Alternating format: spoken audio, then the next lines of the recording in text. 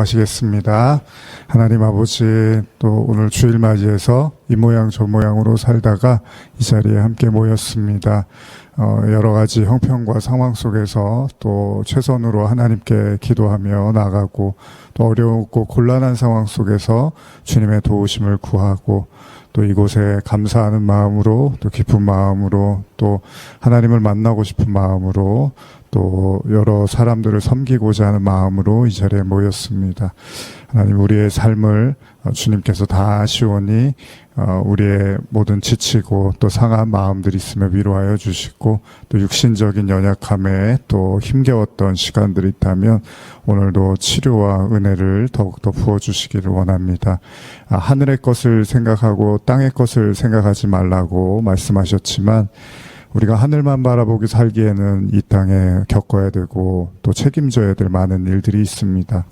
우리에게 주어진 삶 속에 우리가 직면해야 되는 수많은 일들과 사람들과 모든 책임들 속에서 하나님의 도우심을 구하며 나갑니다. 하늘을 바라보되 우리의 땅을 주님께서 주장하여 주시고 다스려 주시옵소서. 오늘 이 자리를 또 발걸음하는 성도 있다면 또 잘 인도하여 주셔서 오늘도 복되고 아름다운 또 평화로운 또 은혜로운 주일 되게 하여 주시옵소서. 감사드리며 예수님의 이름으로 기도합니다. 아멘. 우리 함께 형제의 모습 속에 찬양하시겠습니다. 볼륨 조금만 높여주시고요.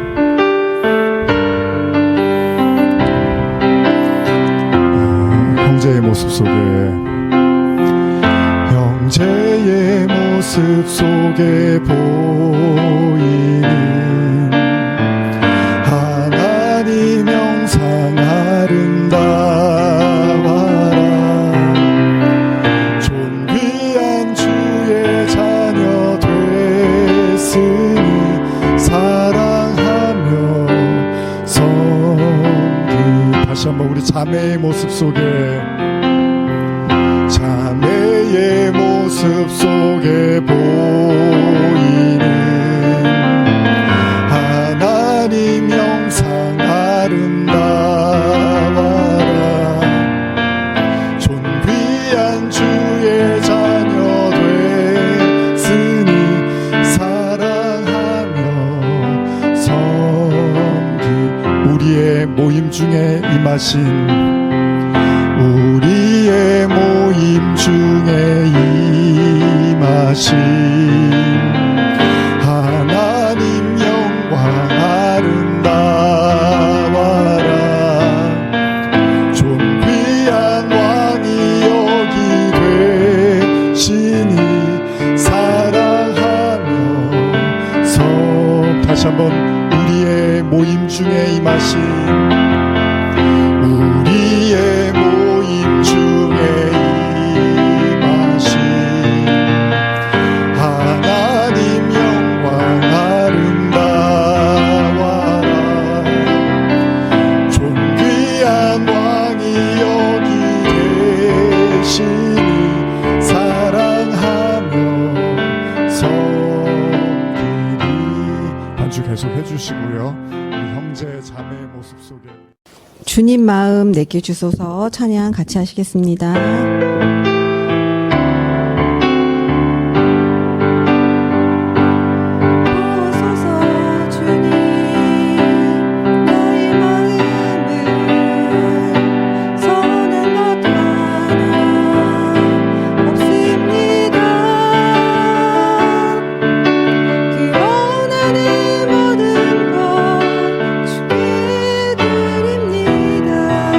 사랑으로 안으시고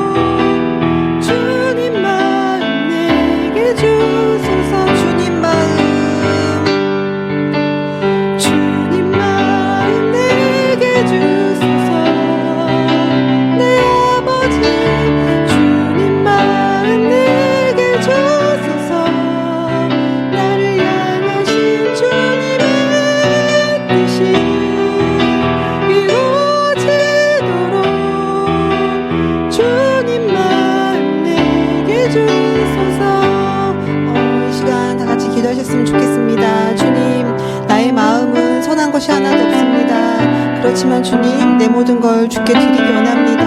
나를 사랑으로 안으시고 나를 새롭게 하시고 주님의 마음으로 나를 가득 채워주시기를 간절히 원합니다. 이런 마음으로 다 같이 기도하시겠습니다.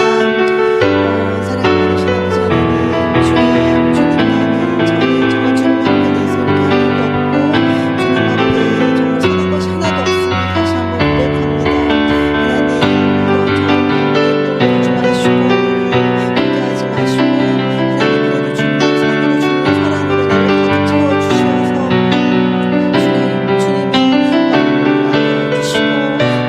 주님의 마음을 내게 주셔서 우리 그런 마음으로 아버지 나아갈 수 있도록 아버지 인도하여 주시옵소서. 함께하여 주시옵소서. 주님 마음 완전하신 주님을 여러분 고백하십니까? 믿으십니까? 아멘. 우리 완전하신 주님께서 우리의 그 인생을 지금까지 인도하여 주셨고요. 또 이렇게 오늘 이 예배 자리로 주님께서 인도하여 주셨음을 믿습니다. 우리 예배합니다. 찬양 다음 드릴 건데요. 정말 이 하나님께서 우리가 우리의 인정의 여부에 상관없이 주님께서는 완전하시고 우리의 길로 인도하십니다. 다시 한번 찬양하시면서 우리 완전하시고 나를 주의 길로 인도하시는 주님을 고백하며 찬양하시겠습니다.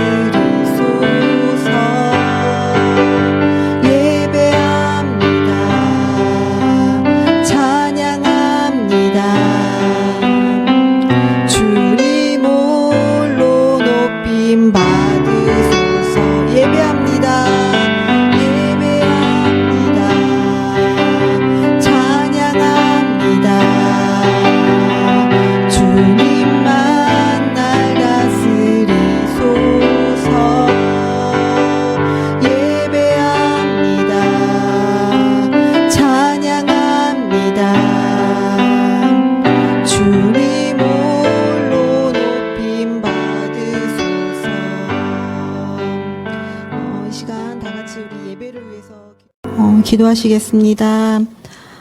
완전하신 나의 주님, 우리를 사랑하시어 오늘 이 자리로 예배의 자리로 우리를 불러주시고 이곳에 나와서 아버지 앞에 무릎 꿇게 하여 주심을 참으로 감사를 드립니다. 오늘 우리에게 지금 이 순간 우리에게 허락하신 많은 것들에 감사하며 주님만 홀로 높이며 주님께 영광 돌리는 저희들 될 수 있도록 주님 인도하여 주시옵소서. 주님 또한 우리의 삶이 또한 예배가 되기를 원합니다. 하나님, 우리의 또 일상이 우리의 삶이 쉽지만은 않고 또 많은 어려움과 고통과 우리가 어떻게 할 수 없는 수많은 일들이 있습니다. 하나님, 그런 것들로 우리의 마음과 힘을 뺏기지 않게 하여 주시고, 하나님, 전적으로 하나님께서 인도하여 주시고 나를 주관하여 주신다는 믿음 가운데에 살아갈 때에 하나님, 그 모든 것들 주님께서 인도하여 주시고 상황이 바뀌진 않지만 나의 믿음으로 주님을 바라볼 수 있는 저희들 될 수 있도록 주님 인도하여 주시옵소서. 이 땅 가운데에 또한 많은 수많은 교회가 있지만 의합평강교회를 세워주시고 주님께서 이 교회를 통하여서 분명 이루고자 하시고 분명 하나님께서 또 원하시는 것들이 있을 줄 압니다. 우리 한 교인 한 분, 성도님 한 분 한 분 그 뜻을 날마다 찾아가며 기도할 수 있는 저희 성도들 될 수 있도록 인도하여 주시고, 하나님, 그렇게 우리가 협력하여서 기도하며 나아갈 때에 정말 하나님께서 기뻐하시는 유아평강교회가 될 줄 압니다. 하나님, 또한 더 많은 영혼들이 말씀을 통하여서 또 이곳에 나와서 아버지께 같이 영광 돌리며 찬양하며 기도할 수 있는 그런 교회가 되게 하여 주시고, 또한 이끌어 주시는 목사님에게도 하나님께서 큰 은혜로 지켜주시고 영육간의 강건함으로 함께하여 주시옵소서. 하나님, 또한 의합평강교회를 돕는 많은 손길들이 있습니다. 하나님, 참으로 너무 감사드리며 그 영혼들의 그 마음 가운데에 하나님만 바라보며 또한 하나님께서 주시는 마음으로 행하는 모든 일 가운데에 주님 축복하여 주시고 더더욱 하나님을 알아가는 그 과정들 될 수 있도록 인도하여 주시옵소서. 주님, 말씀을 듣습니다. 우리의 모든 것을 다 내려놓게 하여 주시고 오직 주님께서 주시는 그 은혜와 진리의 그 마음을 열어서 주님, 우리가 정말 우리의 마음이 옥토밭이 되게 하여 주시고 주님의 말씀을 주님 받아 먹을 때에 정말 그 씨를 잘 뿌리고 귀한 열매를 맺는 저희들 될 수 있도록 인도하여 주시옵소서. 모든 걸 주님께 내어드리며 예수님의 이름으로 기도합니다. 아멘.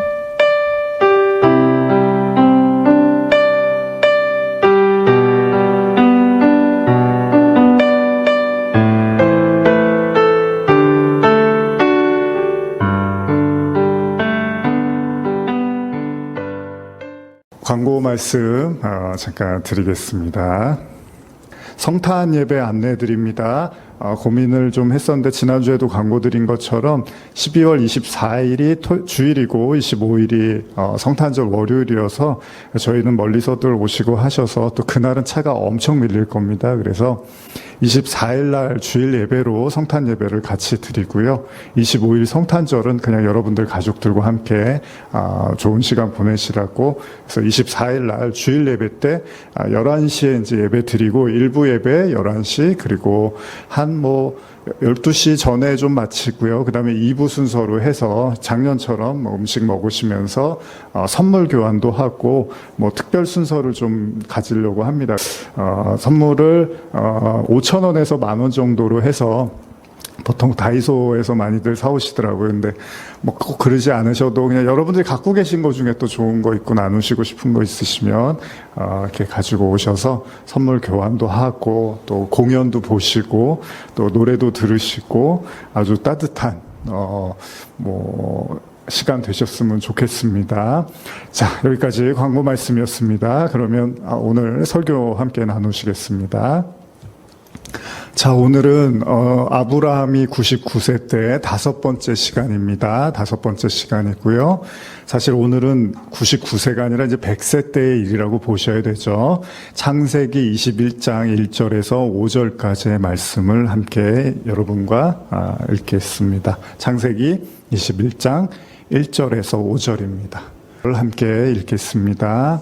시작. 여호와께서 말씀하신 대로 사라를 돌보셨고 여호와께서 말씀하신 대로 사라에게 행하셨으므로 사라가 임신하고 하나님이 말씀하신 시기가 되어 노년에 아브라함에게 아들을 낳으니 아브라함이 그에게 태어난 아들 곧 사라가 자기에게 낳은 아들을 이름하여 이삭이라 하였고 그 아들 이삭이 난 지 8일 만에 그가 하나님이 명령하신 대로 할례를 행하였더라. 아브라함이 그의 아들 이삭이 그에게 태어날 때 100세라. 드디어 이제 99세에서 100세로 넘어가는 시점이 왔고요. 물론 큰 제목은 저희가 99세 때지만 그 99세 즈음에 일어났던 일들을 같이 다루면서 이 설교는 다음 주 그리고 크리스마스 때는 다른 설교를 하고요. 절기 설교를 하고 그리고 마지막 주일날까지 연결되게 됩니다. 사람이요, 답답할 때 하는 말 중에 하나가 뭐죠? 고구마를 한 100개는 먹은 것 같다, 이런 표현을 씁니다. 혹시 들어보셨나요? 예, 호주에서는 그쵸. 한국 사람들이 답답하면 고구마 먹은 것 같다 그러고, 또 고구마 100개 먹으면 큰일 나죠. 저는 요즘 이렇게 언제부턴가 소화가 안 되니까 밤 고구마 이런 걸 좋아했는데 그런 게 이렇게 소화가 잘 안 되더라고요. 근데 그걸 100개를 먹으면 큰일 나겠죠. 그만큼 답답하고 속에 얹힌 것처럼 그 막힌 듯한 그런 상황과 마음이 있을 때 사람들이 종종 쓰는 표현입니다. 근데 반대로요, 그런 답답할 때 또 누군가 시원한 말을 해주거나 또 내 마음을 시원하게 뚫어주는 것 같으면 사이다 같다, 이런 말을 하는 거죠. 그래서 옛날 어르신들이나 또 예전에 보면 항상 고구마는 뭐랑 같이 먹죠? 사이다랑 같이 먹는 걸 알 수 있죠. 그러니까 답답한 것도 먹고 시원한 것도 먹고 그런 것 같습니다. 막힌 속을 뻥 뚫어주는 그 청량 음료를 마신 것처럼 너무나 속이 후련하다라는 의미에서 하는 말이죠. 자, 우리는 뭐, 예전에는 우리가 아브라함에 대해서 오래 나눴지만, 이번에는 오랫동안 나눈 건 아니고, 지난 4주에 걸쳐서 아브라함의 그 이야기를 나누고 있는데요. 아브라함 모습을, 그 99세 때의 모습을 보면서 좀 답답한 마음이 드실 수도 있었을 겁니다. 아브라함이 좀 믿음이 잘 컸으면 좋겠는데, 성장을 했으면 좋겠는데, 지난주에도 우리가 본 것처럼, 아브라함이 믿음의 별 차이나 변화가 없어 보이더라는 겁니다. 하나 잘한 게 있다면 하나님의 언약을 받고 갈대아 우르를 떠나서 가나안에 입성한 것, 이거는 정말 잘한 일이지만 그 이후에 아브라함에게 일어난 일들은 그다지 이렇게 눈에 띄는 괄목할 만한 부분이 없어 보인다는 거죠. 아브라함과 하나님과의 그 신앙을 보면 하나님은 계속 반복되는 똑같은 말만 하시고, 아브라함은 근데 왜 안 주세요? 뭘 주시겠다고 자꾸 하시고서 왜 안 주세요라는 이런 어떤 입씨름만 계속 하는 모습이 보입니다. 그렇게 시간이 25년이 흘러버린 거죠. 그리고 그 25년이 흘렀을 때 하나님의 언약을 주셨지만 그 다음에 아브라함은 소돔과 고모라를 심판하는 하나님을 이해할 수 없었고요. 그리고 결국 아브라함은 또다시 이방 땅에서 자신의 아내를 누이라고 속이는, 자기 목숨을 부지하기 위해서 또다시 어떻게 보면 치졸하고 실수 아닌 실수를 저지르는 일에 대해서도 나누었습니다. 사실 이 사건이 매우 위험한 건 뭐죠? 하나님이 만약에 아브라함과 사라에게 개입하지 않으셨다면 그랄 왕 아비말렉에게 자신의 아내 사라가 넘어갔을 거고요. 아브라함은 혼자 돌아와야만 했을 겁니다. 그러면 아브라함은 신앙도 망치는 거고 인생도 망치는 거고 그냥 돌아가서 어떻게 보면 이제 술만 먹다가 그냥 처절하게 그냥 삶을 마감했을지도 모릅니다. 그러니까 신앙이라는 게 결코 가볍지가 않다는 걸 우리가 엿보게 되는 거예요. 아브라함에게나 사라에게나 하나님에게나 굉장히 중요한 사건이라는 거고, 또 반대로 이것이 엇갈리고 망가지게 되면 모두에게 치명적인 일이 될 수도 있다는 겁니다. 근데 하나님이 그냥 바라보고만 계신 게 아니라 다시 원상복귀를 시켜 놓으십니다. 여러분, 컴퓨터 같은 거 요즘 저는 이제 요즘은 그런데 예전에 이제 초기에 한 뭐 대학 20대 때쯤 이제 컴퓨터들 많이 하시잖아요. 근데 그럴 때 보면은 뭐 이제 그 소프트웨어 같은 거 설치하고 뭐 이러다 보면 이제 자꾸 잘 안 될 때가 있으면 어떻게 하죠? 계속 껐다 키는 거죠. 그래서 그 전화 같은 거, 그 AS 센터에다 전화하면 컴퓨터 문제 생기면 제일 먼저 뭐라면 껐다 키라고 이야기를 하죠. 리셋이라고 하죠. 다시 이렇게 시작하라는 거죠. 근데 뭐 이것저것 해서 문제가 쌓이다 보면 이제 다시 껐다 키는 거죠. 마찬가지로 하나님께서 아브라함의 인생을 계속 리셋을 시켜주는지도 몰라요. 그러니까 아브라함이 어떤 문제가 생기고 사고가 생기고 그렇게 해서 하나님의 뜻이 이렇게 이루어지지 않을 것 같으면 하나님이 또 리셋을 시켜주는 거죠. 그래서 굉장히 리셋이 중요한 겁니다. 여러분들이 이렇게 잠을 잘 주무셔야지 다음 날을 또 잘 보내실 수 있잖아요. 요즘 잠 때문에 힘들어하시는 분들 많은데 잠을 못 자면 다음 날 굉장히 생활하기가 어렵습니다. 그래서 제가 자주 드린 말씀이지만 목사님들이 예전에 이제 새벽 예배 하시면 시골은 뭐 4시에 한다 그러더라고요. 새벽 잠들이 없으시니까 목사님들이 4시 반에 새벽 예배를 하신대요. 그럼 몇 시에 주무십니까? 그러면 8시 뭐 이렇게 주무신다는 거예요. 그러면 이제 잠을 잘 주무시면 되는데 잘 못 주무신 분들은 이제 낮이 되면 목사님이 계속 눈이 이렇게 개심치레 하시고 모임 같은 거 하면 계속 꾸벅꾸벅 주시는 경우가 있어요. 그러니까 리셋이라는 게 되게 중요하다는 거. 하루를 잘 쉬어야지 다음 날을 또 보낼 수가 있는 거죠. 하나님의 아브라함에 엉킨 실타래 같은 그런 삶을 계속해서 리셋을 시켜주십니다. 자, 그리고 오늘 우리는요, 창세기 21장에 이르러서야 드디어 하나님이 25년 동안 입이 닳도록 말씀하신 약속의 자녀를 주시게 됩니다. 그렇습니다. 많은 성도들이 좋아할 만한 성경 구절이라고 생각이 되는데 결국 아브라함이 아들을 얻게 돼요. 이삭을 얻게 돼요. 사실 굉장히 눈물겨운 장면이기도 하잖아요. 그래서 우리가 시편의 말씀에 보면 이런 말씀인데 한번 읽어볼까요? 시편 126편 5절과 6절입니다. 혹시 찾으신 분들 같이 읽겠습니다. 시작. 눈물을 흘리며 씨를 뿌리는 자가 기쁨으로 거두리라. 울며 씨를 뿌리러 나가는 자는 반드시 기쁨으로 그 곡식단을 가지고 돌아오리라. 애타게 기다리던, 그리고 그것이 정말 간절히 이루어지기를 원했던 그 순간이 오더라는 겁니다. 정말로 주실까? 정말 이루어질까? 그냥 나 혼자 이거 착각하는 거 아닌가? 나 혼자 환상을 품고 있는 거 아닐까? 여러분들, 제가 여기서 하는 설교 중에 대부분이 천국에 관한 말씀이 많잖아요. 근데 그런 생각 해보시지 않습니까? 정말 천국이라는 게 있을까? 정말 우리가 죽으면 정말로 그 영원하고 자유롭고 사랑과 은혜만이 넘치는 그 빛으로 찬란한 그곳이 정말 존재할까?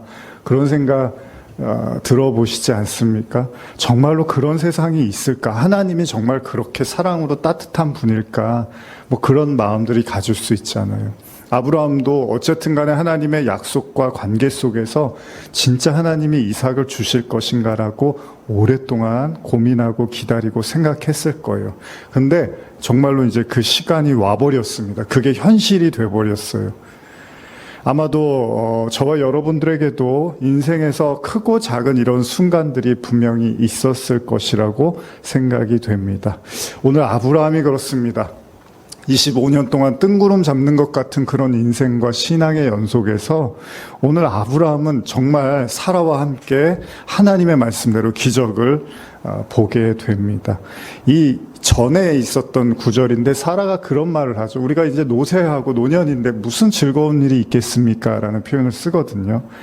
즐거울 게 뭐가 있겠습니까? 요즘 애들도 이제 이런 말을 쓰는데 이번 생은 망했다. 이번 생은 이제 그냥 제껴둬야겠다. 애들도 요즘 이런 말을 하는데 어르신들도 참 그런 말씀 많이 하죠. 우리나라 사실 OECD 국가 중에서 우울함과 이런 것들 결코 만만치 않은 나라입니다. 예전에는 그게 이렇게 해외, 일본이나 뭐 유럽의 이야기인 줄만 알았는데 지금은 우리나라도 결코 자유롭지가 못합니다. 그 얘기는 뭐냐면 이제 별로 즐거울 일이 없다는 거죠. 제가 우스개로 TV 보면서 그런 생각을 했는데 제가 햄버거를 물론 이제 뭐 중간중간에 먹었을 수도 있는데 이제 제대로 한번 햄버거를 먹어봤다고 생각한 게 중학교 2, 3학년 때 처음 햄버거를 먹었던 것 같아요. 근데 요즘 애들은 뭐 그냥 그 햄버거도 1년에 한두 번 어쩌다가 먹는 거고 제가 알바해서 좀 돈 받아갖고 가서 친구들하고 사 먹었던 건데 요즘 애들은 그냥 초등학교 애들도 다 가서 패스트푸드에서 먹고 그냥 거기서 얘기하고 요즘 애들은 카페도 많이 가더라고요. 뭐 초등학교 애들도. 그러니까 모든 게 다 빨라진 거죠. 뭘 하나 얻으려면 예전에는 굉장히 긴 시간이 걸렸는데 요즘 애들은 그런 것들이 시간이 오래 걸리지 않잖아요. 부모님들이 돈 주고 하면 금방금방 얻고 누리게 되는 거죠. 그러다 보니까 이제 빨리 지겨워지기도 하는 것 같아요.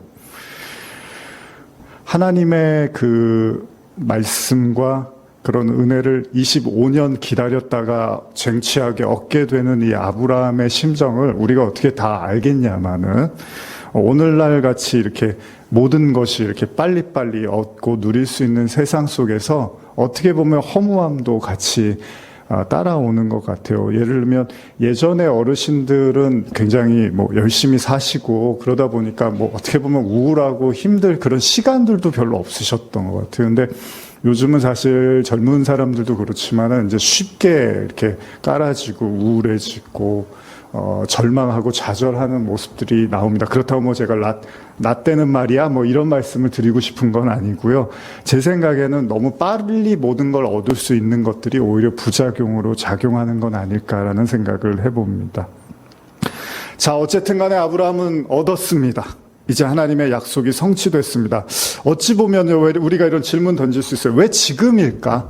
왜 이렇게까지 뜸을 들이시고 좀 빨리 주셨으면 어땠을까라고 우리가 생각할 수도 있을 겁니다. 근데 하나님은 100세가 될 때까지 기다리셨습니다. 이 100의 시점을 하나님은 기다리셨던 겁니다.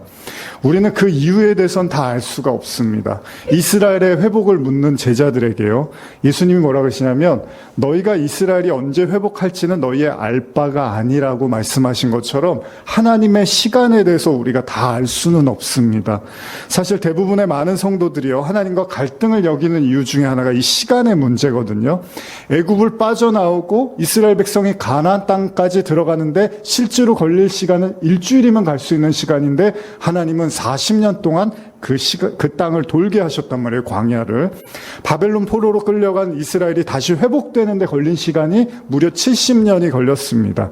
그리고 우리가 지난주에도 나눴지만 38년 된 병자가 낳기 위해서 기다린 시간도 38년이었습니다.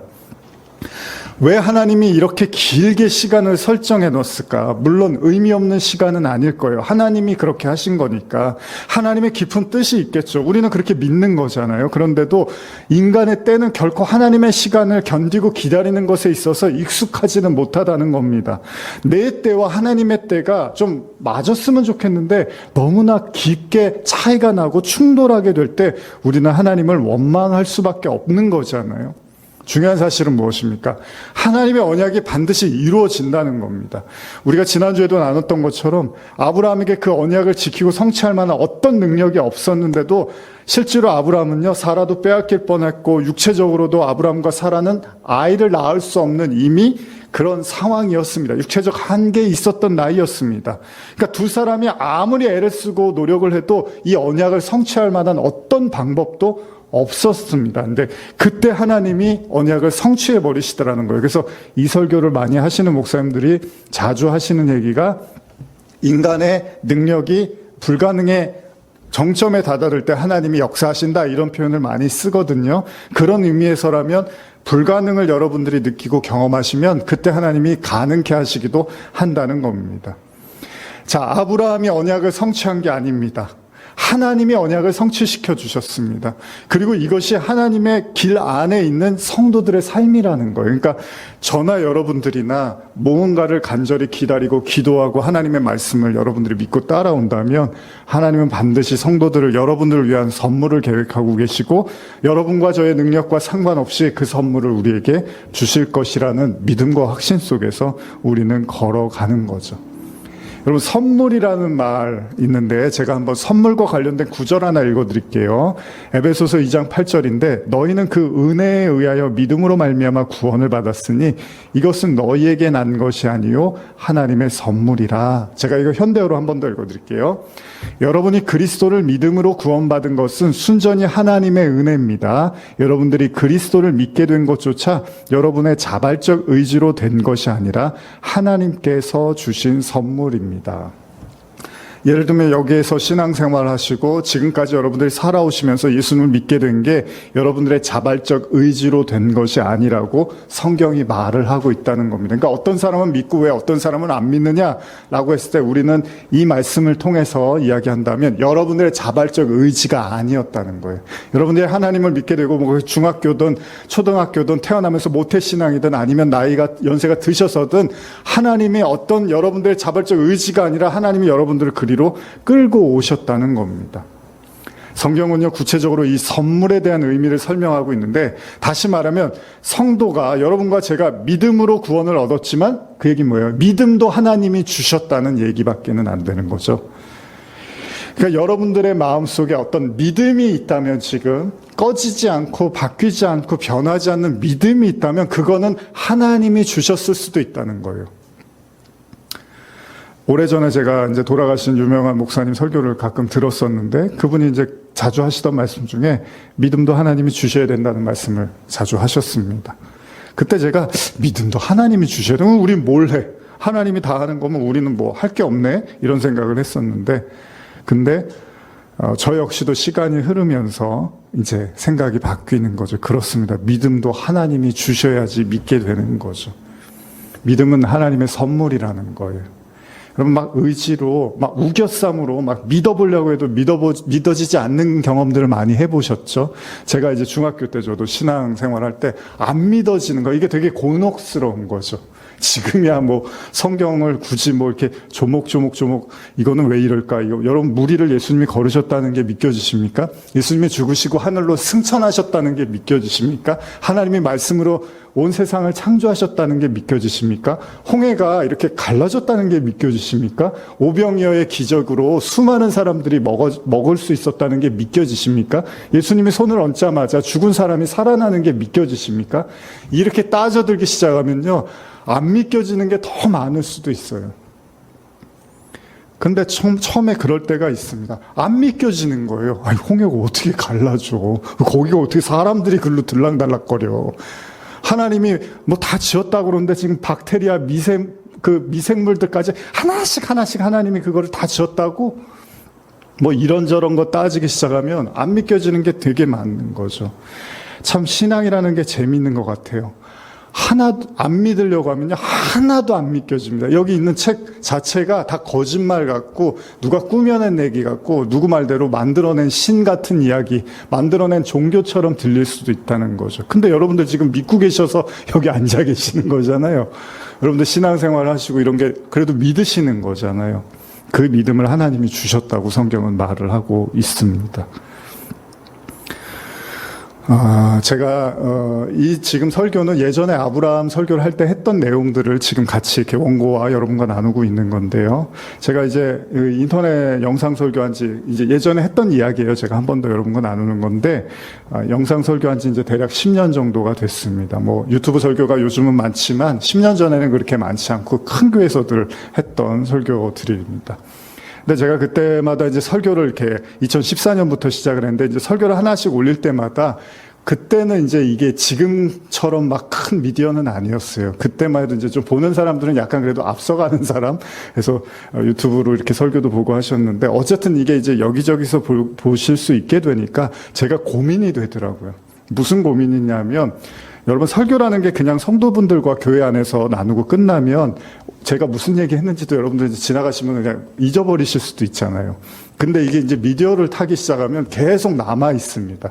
그래서 여러분들의 영상이나 이런 것들 이제 올릴 때 진지해야 되는 게 이제 계속 남아 있잖아요. 어디 찍히고 이러면. 그러니까 교회에서 그냥 설교하고 끝나가는 것이 아니라 영상 설교라는 거는 누군가에게 남고 오래 남기 때문에 제가 이제 그래서 전해야겠다는 생각도 했지만, 또 동시에 그렇기 때문에 굉장히 조심스럽고 수많은 고민들을 하게 됐습니다. 정말 이게 나눌 만한 말씀인 건지, 이거 잘못된 건 없는 건지, 이게 정말 유익한 건지라는 생각들을 많이 하게 되는 거죠. 물론 제가 하는 설교를 뭐 많은 사람들이 보는 건 아니지만 그럼에도 불구하고 얼마나 제가 한 편 한 편을 올릴 때마다 생각을 많이 했는지 몰라요. 그리고 제 가까운 분들이 전화를 하셔서 이제 논쟁 같은 걸 해요. 그 설교를 듣고 그러면 그 논쟁을 막 2시간, 3시간, 4시간까지 하면서 나중에 그분이 아 그래 그게 맞는 것 같다라고 이렇게 인정해 주시고 이런 과정들도 많이 겪었어요. 그러면서 제가 천국 복음에 대해서 제대로 말하고 있는가 많은 고뇌와 고민으로 마음의 짐이 무거워서 동시에 이거를 그냥 그만할까 영상 올리는 걸 그만할까라는 생각도 정말로 많이 했습니다. 특히 프랑스에 있을 때 그런 생각을 정말 많이 했었어요. 근데 하나님께서는 또 그런 마음을 들 때마다 어떻게 저를 일으키시고 또다시 설교를 하게 하시고 녹음해서 그걸 업로드를 하게 하시더라는 겁니다. 지금 생각해보면 그냥 나는 하나님의 도구였을지도 모르겠다라는 생각을 해요. 어떤 거냐면 제가 주일날 설교를 하잖아요. 그럼 어떤 본문을 정하잖아요. 원고를 쓰기도 하고 하는데 예를 들면 이제 수요일날 저희가 사도행전으로 거의 8개월, 9개월을 말씀을 나눴는데 이제 이 다음에는 이 본문을 해야겠다라고 생각을 하면 그 주에 하나님께서 저를 이렇게 저렇게 막 경험을 하게 하고 이런저런 만남이나 이야기들을 듣게 하시고 그런 것들을 있게 하시면서 설교를 하나님이 틀고 바꾸시는 걸 느끼게 되더라고요. 그러니까 저는 원래 이 본문을 이렇게 설교해야겠구나 하고 생각을 했는데 갑자기 어떤 사건이나 일들 통해서 하나님이 설교 내용을 틀어버리세요. 뭐 예를 들면 이날은 너무 진지하게 이건 되게 중요한 본문이니까 진지하게 해야지라고 하는데 오히려 그 주에 하나님께서 마음을 바꿔서 진지함보다는 따뜻함으로 설교하게 하시고 또 반대로 이 설교는 좀 따뜻한 내용이니까 좀 따뜻한 사랑의 관점에서 해야겠다 그러면 또 반대로 하나님은 진지하게 그 설교를 하게 그런 걸 굉장히 많이 해요. 설교가들은 그런 걸 많이 느낍니다. 예를 들면 오늘도 지금 이 설교를 하면서 제가 이 본문을 미리 이제 보고서 이 이야기 속에서 어떤 마음을 나눠야겠까 하면 하나님이 그 설교하기 전날까지 어떤 마음들을 이렇게 다스리시는 걸 느끼게 되는 거죠. 그래서 설교에 대한 참 고민이나 생각이 참 많았던 시간들이었습니다. 그리고 돌아보면 그 설교가 누군가를 위해서도 하지만 결국 제 자신을 위한 설교라는 것도 알게 됐습니다. 그래서 제가 요즘 그 조그마한 영상 쇼츠라 그러죠. 그걸 올렸잖아요. 노아한테 하나님이 방주를 만들려고 그랬는데 누굴 위해서 만들라고요? 노아를 위해서 만들라고. 왜요? 그 방주에 결국 누가 혜택을 보죠? 이거 똑같은 내용이죠. 지금 제가 하는 말이. 누가 혜택을 보죠? 노아와 그 식구들만 혜택을 보고 나머지는 다 멸망당합니다. 결국은 인류를 위해서 노아를 부른 것 같았지만 사실은 노아를 살리기 위한 방주였다는 사실도 우리가 기억해야 된다는 거죠. 여러분들의 삶에는 혹시 하나님께서 어떤 형태로 지금 일하고 계시는 것 같습니까? 이 설교를 제가 했을 때 이미 나눴던 이제 간증이기도 한데 그때도 나눴는데 제가 오늘도 또 나눌 거예요. 왜냐하면 이 마음을 하나님이 오늘은 더 이렇게 크게 주셨던 것 같아요. 저희 아버지께서 2021년에 돌아가셨는데 아버지께서 갑자기 이제 건강이 나빠지시고 또 다리에 골절도 입으시면서 그러면서 이제 여러 가지 일들이 많았습니다. 연초부터. 그러다 보니까 마음이 막 바쁘고 분주하고 초조하고 또 낙심도 되고 이런저런 일들이 마음속에 있었습니다. 그럴 때마다 이제 좀 모든 게 이렇게 버겁게 느껴지기도 했습니다. 그리고 뭐 아버지일 뿐만 아니라 여러 가지 뭐 목회나 여러 가지 상황들에 대해서 그냥 이렇게 마음이 좀 이렇게 약해져 있었던 시기 같아요. 근데 한 가지 간증 아닌 간증이 있다면 짧지만 제가 프랑스에서의 시간을 뒤로 하고 한국으로 돌아오게 되면서 한국에 와서 어떤 방식으로라도 그 해외를 향해서 말씀을 좀 나눠야겠다고 생각을 했었고, 그게 제일 좋은 게 이제 설교를 통해서 좀 말씀을 나눴으면 좋겠는데, 근데 이제 그럴 만한 여건이 되지가 않았어요. 근데 다행히도 그러던 차에 저를 아껴주시고 신뢰해 주시던 이제 해외에 계시던 여기 지금 호주에 계셨던 자매님을 비롯해서 미국에 계셨던 부부들과 함께 아무런 대가도 없이 자발적으로 이제 도움을 주셔서 영어로 이제 번역된 설교를 올릴 수가 있었습니다. 물론 저에게는 굉장히 큰 기쁨이었습니다. 그리고 그분들에 대한 감사함과 고마움이 물론 너무 큽니다. 지금도 너무 감사하고요. 그래서 누군지는 모르지만 어디선가 그 말씀을 이렇게 보고 있겠다. 그리고 그걸 통해서 하나님의 말씀을 듣겠다는 생각을 하니까 참 감사했습니다. 근데 또 한 가지 제가 마음에 아쉬움이 있었는데 그게 뭐냐면 여러분도 이미 아시는 것처럼 제가 프랑스에서 불어를 쓰는 사람들에게도 좀 말씀을 나누고 싶었는데 어쨌든 프랑스에 선교사로 갔었으니까 그분들에게도 말씀을 나누고 싶었는데 제가 불어를 좀 실력이 좋아져서 확 늘었으면 좋겠지만 그렇게 뭐 짧은 시간이었기 때문에 실력도 좋지 못하기 때문에 누군가 좀 도움을 주셔서 이 불어로 된 설교를 올리고 싶다는 생각을 했었던 거죠. 근데 방법을 찾지를 못했어요. 그리고 이제 한편으로는 그래서 영어 이렇게 도와주셔서 너무 감사하고 한데 또 이 불어를 생각하면 좀 마음 한켠이 조금은 무거웠었던 마음이 있었습니다. 그래서 그냥 현실적으로 이거는 좀 어렵겠구나라고 생각하고 계속 미루고 있었는데 그 해에 돌아오면서 제가 오히려 그때는 이제 여러 가지 일들로 좀 마음도 바쁘고 분주하고 그러던 힘든 중이었는데 어느 날 이제 제가 기도를 했어요. 이제 기도를 이렇게 하고 있는데 이제 하나님 좀 뭐 여러 가지 좀 마음이 번잡하고 낙담이 되고 좀 약해져 있습니다. 도와주세요. 오히려 막 이런 기도를 하고 있는데 하나님이 저한테 주시는 마음은 갑자기 야, 너 그 불어로 된 영상 설교는 언제 올릴 거니? 그러시는 거예요. 야, 난 네가 그거 한다 그래서 난 할 줄 알았는데 왜 아직도 안 하고 있니? 그러시는 거예요. 제가 하나님 지금 제가 힘들다고 기도하고 있는데 무슨 불어된 영상을 왜 지금 그런 얘기를 왜 하세요? 뭐 그런 생각이 이제 갑자기 하나님 좀 마음의 위로도 필요하고 좀 다시 새 힘도 주세요. 막 이런 마음인데 너 불어 영상 언제 올릴 거야? 그러고 있는 거예요. 하나님 제일 무서워요. 그죠? 오히려 현실적으로는 지금이 제일 올리기 힘든 상황이라고 생각했는데, 제가 이제 그 당시에 어쨌든 유튜브도 오래 하다 보니까 이제 그런 이제 작업하고 이런 거에도 좀 많이 지쳐 있었거든요. 그런데 하나님이 그렇게 말씀을 하시는 거예요. 그래서 제가 하나님께 기도했죠. 하나님, 저 지금 많이 지쳤습니다. 그리고 이 영상 설교도 너무 좀 이제 좀 조금 쉬고 싶습니다. 그만하고 싶습니다. 신경 써야 될 일들도 지금 많고, 아버지도 지금 몸이 많이 좋지 않으십니다. 그리고 제가 불어를 잘하면 좋겠는데 제가 못하잖아요. 그럼 누군가 도움을 받아야 되는데 지금 그럴 만한 상황도 제 주변에는 없습니다. 그런 사람이 없습니다라고 이렇게 기도를 했죠. 근데 갑자기 이제 그런 생각이 들었어요. 그때 이제 제가 2020년도 들어오면서 이제 아마 그때 코로나하고 이러니까 그 프랑스에서 만났던 권사님이 이제 한국 교회에 대한 또 여러 가지 그 신앙적인 어떤 그래도 어르신으로서 그런 마음들이 있어서 기도해 주시고 격려해 주는 문자를 막 여기저기 보내셨던 것 같아요. 그러니까 이제 저한테도 이제 그런 문자를 보내주셨는데 그분이 이제 그래도 꽤 자주 이렇게 문자를 보내주시고 뭐 답장도 이렇게 길게 해주시고 좋은 따뜻한 말씀도 많이 해주시고 그래서 갑자기 그런 생각이 드는 거예요. 혹시 이분한테 한번 도움을 요청해 볼까? 이런 생각이 이제 들었던 거죠. 어쨌든 좀 하나님한테는 섭섭하긴 했지만 뭐 뭔가 해야 될 것 같긴 하고 그래서 그런 생각을 하는 순간 놀랍게도요. 그 권사님으로부터 문자가 딱 오는 거예요. 그 순간에. 그리고 나서 그날따라 보통은 그냥 큐티라고 말씀 이렇게 보내주셨는데 그날따라 불어로 된 성경 구절을 보내주신 거예요. 같이. 그 내용이 시편 46편 1절이었는데 하나님은 우리의 피난처시오 힘이시니 환난 중에 만날 큰 도움이시라라는 문자를 저한테 그 순간에 딱 오는 거예요. 문자가. 이야 신기하다. 그런 생각이 드는 거예요. 이거는 뭔가 사인 같은 거죠. 하나님이. 그래서 이거는 하나님께서 그분한테 요청을 하라는 말씀 같은 거예요.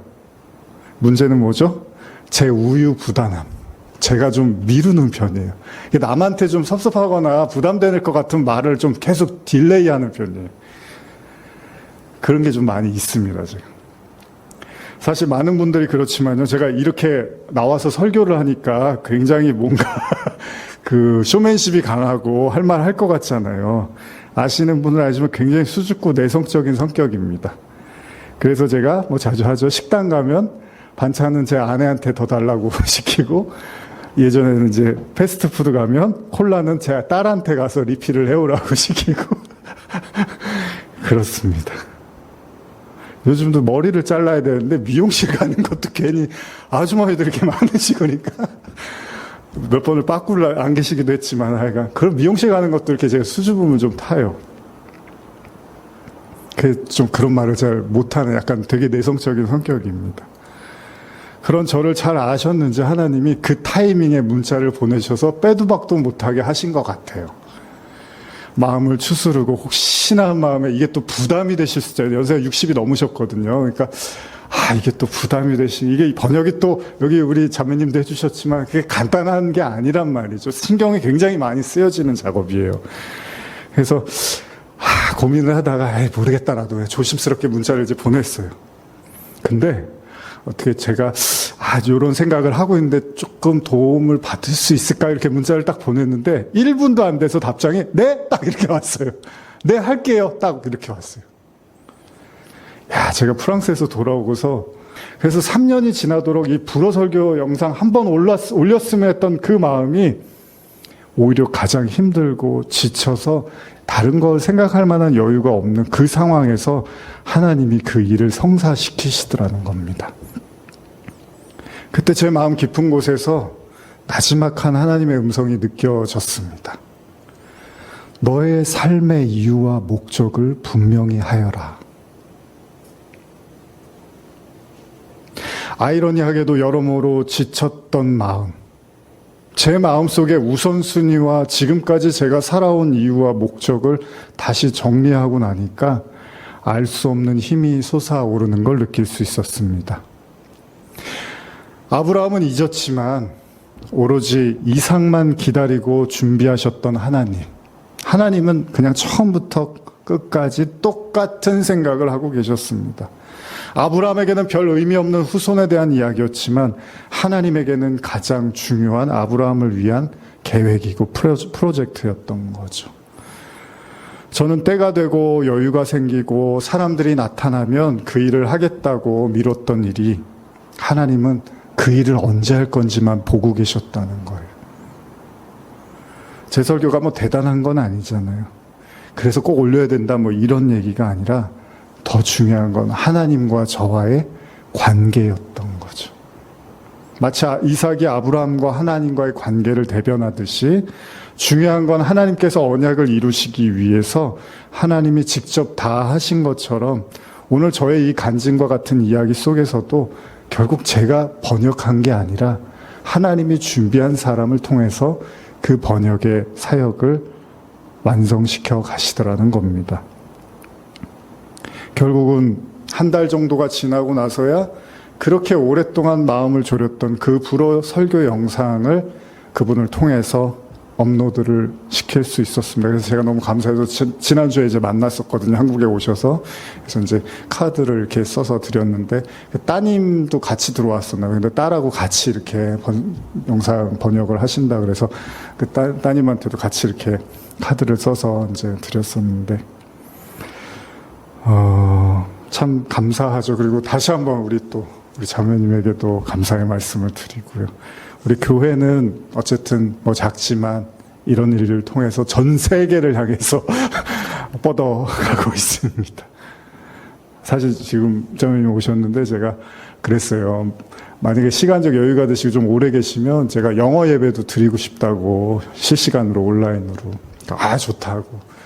근데 아직 그런 상황은 아니고 또 가셔야 되니까 그렇지만 정말 그런 마음이 있습니다. 컴퓨터만 키면은 어디든지 지금은 나눌 수 있는 세상입니다. 제가 간증 아닌 간증을 하면서 이제 마무리를 하게 될 텐데요.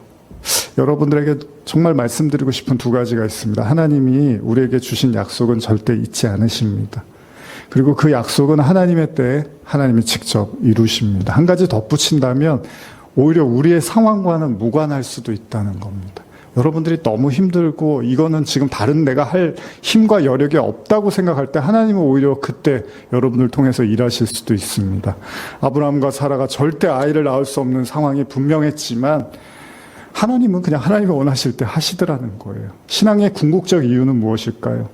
저는 한마디로 이렇게 말씀드리고 싶습니다. 진짜 기쁨이겠죠. 사실 기뻐야 되는 거잖아요. 천국에 기뻐서 가는 거잖아요. 아무리 우리가 신부 주님과 혼인을 했다 하더라도요. 기쁘지 않으면 무슨 의미가 있겠습니까? 주님과 우리가 하나 된다는 결과물은 바로 기쁨이잖아요. 그래서 사라와 아브라함이 이삭을 낳고서 드디어 어떻게 되죠? 드디어 웃는 거예요. 이삭, 웃는다는 뜻이거든요. 이 기쁨은 그렇게 쉽게 빨리 얻어지는 것처럼 보이지는 않습니다. 아까 우리가 읽은 시편처럼 이 기쁨의 시간을 위해서 우리는 수없이 많은 눈물을 흘려야 되는지도 몰라요. 그러나 그 눈물로 씨를 뿌리면서 한참을 기다리는 그 시간이 우리에게 오기도 하지만 동시에 더 이상 이제 지쳐서 못 기다리겠다고 아우성치는 그 시간도 올 수 있습니다. 그러나 결국 하나님의 시간은 이래나 저래나 오게 된다는 겁니다. 누구 말대로 퍽퍽한 인생을 살면서 무미건조하고 더 삶에서 이제 뭐 재밌을 일이 있겠습니까? 여러분들도 아마 그런 고백을 하실 수 있습니다. 이제 제 삶에 뭐 즐거울 일이 뭐가 남았겠습니까? 그냥 몸이나 좀 덜 아프고 별로 큰 문제만 안 생기면 되지 뭐 즐거울 건 기대도 안 합니다. 그러실 수도 있습니다. 근데 그런 하나님이라면 뭐하러 믿습니까? 별로 기대도 안 가고 즐거울 것도 없을 것 같고 같이 해봤자 행복이 올 것 같지도 않은 하나님이라면 영원히 같이 사는 것도 무슨 의미가 있겠습니까? 그렇지 않습니다. 제가 아까 그 간증을 하면서 가장 기뻤던 건 불어로 된 영상을 올릴 수 있었던 게 아닙니다. 그 권사님과의 교제를 더 깊이 나눌 수 있었던 것이 저에게는 더 큰 기쁨이었습니다. 제가 불어를 한 것도 아니고 그 권사님의 저를 향한 따뜻한 마음을 느끼고 한 번은 그런 적이 있었어요. 좀 마음을 많이 지쳐서 이렇게 기도 제목을 요청을 했을 때 저를 위해서 이렇게 기도를 해주시겠다고 했는데 그날 꿈을 꿨는데 꿈속에서 그냥 하염없이 우는데 그 이 꿈속에서요 마음속에 있는 이렇게 하지만 검은 게 막 이렇게 나가는 거예요 제 마음속에. 그러더니 어떤 분이 저를 와서 이렇게 안아주는데 얼마나 울었는지 몰라요. 제가 그러고 나서 다음날 권사님 기도해 주신다 그랬는데 제가 이런 꿈을 꾸고 나서 마음이 이렇게 홀가분해졌습니다. 그러니까 권사님이 아유 뭐 제가 뭘 했다고요 또 이러시지만 그런 마음과 마음이 오고 가는 것 그게 기쁨이잖아요. 사실 우리 교회도 일을 하고 뭐 이런 게 중요한 게 아니라 이심전심이잖아요. 이렇게 우리 집사님께서 오늘 무겁게 또 이렇게 김치찜을 해오시는데 왜 해오셨겠습니까? 우리 모두를 위해서도 그렇고 또 특별히 호주에서 오신 우리 성도님이 너무 맛있게 먹으니까 더 좀 맛있게 먹었으면 하는 마음. 그러니까 사실 그런 기쁨인 거잖아요. 진짜 신앙의 궁극은. 그렇습니다. 결국 신앙의 끝은 웃게 되는 거죠. 웃을 날이 오는 거죠. 천국에서도 이제 그럴 웃음을 우리가 기대하며 걸어가는 거죠.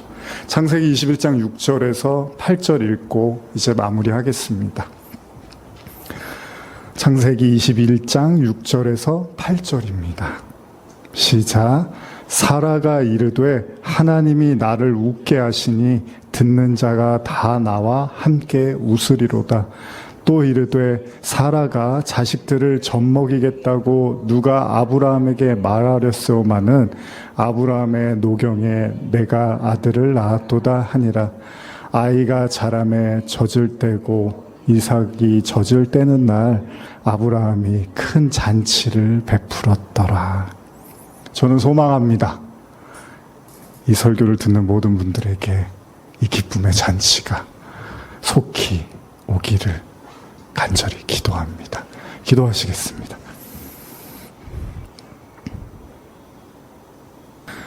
하나님 앞에서 또 우리가 벌거벗은 모습으로 또 말씀을 나눠봅니다. 하나님 앞에 감출 것이 어디 있겠습니까? 아브라함은 하나님께 섭섭했고 사라는 하나님을 믿을 수가 없었습니다. 그런데 지금 아브라함과 사라가 웃고 있습니다. 비웃음이 아니라 기뻐서 웃고 있습니다. 그리고 그 잔치가 열리고 있습니다. 우리 성도들 많이 지쳤을 텐데 또 말씀과 싸우며 인생 속에서 여러 가지로 고군분투하며 여기까지 왔는데 결국 하나님이 웃게 하시는 그 이삭을 우리에게도 허락하여 주시옵소서. 모든 것이 무너지고 절망이고 힘든 그 순간 하나님도 똑같이 그럴 거라는 오해하지 않게 하시고 내가 무너졌지 하나님은 절대 무너지지 않았음을 믿으며 오늘도 기대하며 기다리며 살게 하여 주시옵소서. 감사드리며 예수님의 이름으로 기도합니다. 아멘. 우리 함께 찬양하며 축도로 마치겠습니다. 하나님은 사랑이에요.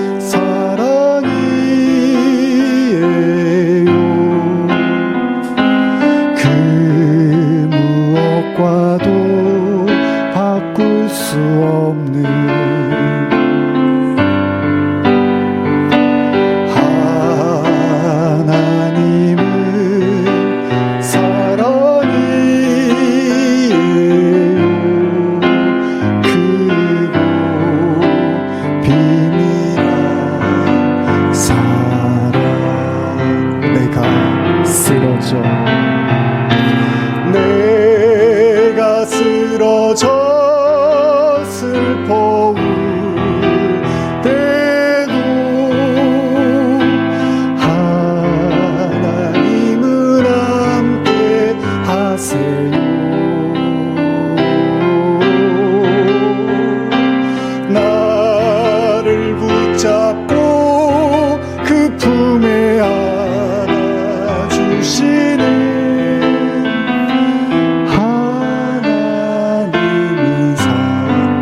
어린아이가 아프면 엄마 나 여기 다쳤어 그러잖아요. 그런 마음으로 우리 함께 찬양해 보겠습니다. 하나님은 사랑이에요. 그 무엇과도 바꿀 수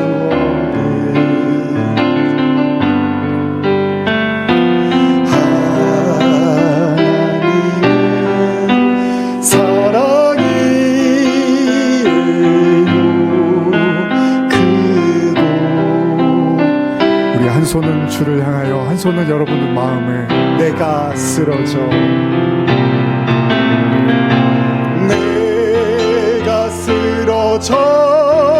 슬퍼울 때도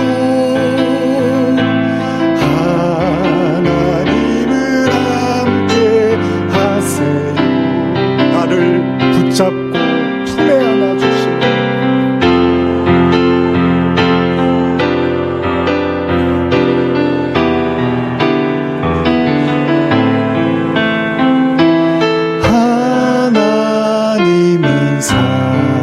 후렴만 한번 더 해볼까요? 내가 쓰러져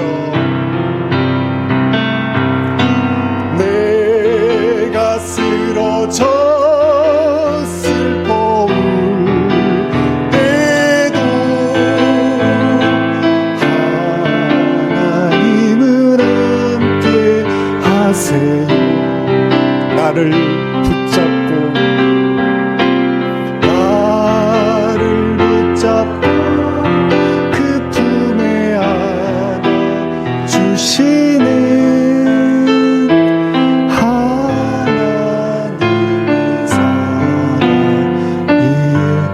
잠시 눈을 감고 우리 반주 계속해 주시고요. 혹시 지금 여러분들에겐 하나님이 뭐라 말씀하십니까? 하나님이 살아계시다면, 여러분과 함께 하시다면 저에게 주셨던 말씀처럼 여러분들에게는 무엇을 말씀하십니까? 너의 삶의 이유와 목적을 분명히 하라고 말씀하시면서 구체적으로 여러분들에게 무엇을 말씀하십니까? 혹시 외면하고 미루고 돌아보지 않으려고 했던 강팍한 마음이었다면 이 시간에 온몸에 무장을 해제하고 하나님의 있는 그대로의 말씀을 들어보십시오. 왜냐하면 그게 여러분들이 살 길이고 나아갈 길이고 행복할 길이기 때문입니다. 오해하지 마십시오. 하나님의 말씀은 여러분들을 기쁘게 하기 위한 것입니다. 우리 함께 조용히 기도하며 묵상하며 들으며 나가겠습니다. 나를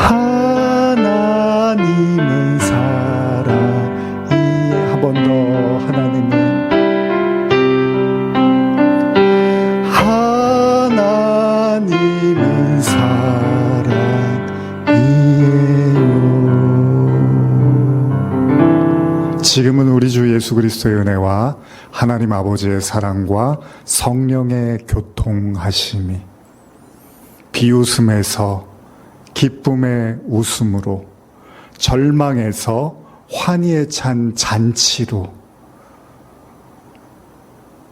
어둠에서 빛으로, 영원한 죽음에서 영원한 천국으로, 지옥에서 하나님의 나라로, 아픔에서 치유와 회복으로, 그렇게 하나님을 바라보며 기도하며 또한 하나님의 음성에 청종하며 그 말씀에 순종하며 결단하며 나가기로 이 자리에 모인 모든 성도들 머리 위에 지금부터 영원히 함께 있을지어다.